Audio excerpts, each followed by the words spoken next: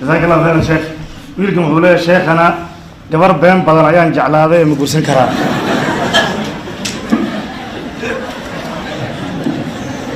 alxamdulilah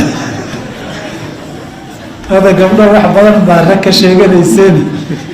hadda idinkeedi ku socotaa ee adkaysta aniga dee horta waxaan way ila tahay tani si nabiga calayh salaatu wasalaam nin baa u yimid ninku xaas uu qabay buu nabiga weydiinayay wuxuu rasuulka ilaahayow ina imra'atii laa taruddu yadda laamisin nin soo laacay heeba iskama tiraadoo jac ma dhahdo xaaska aan qabaay nin soo laacay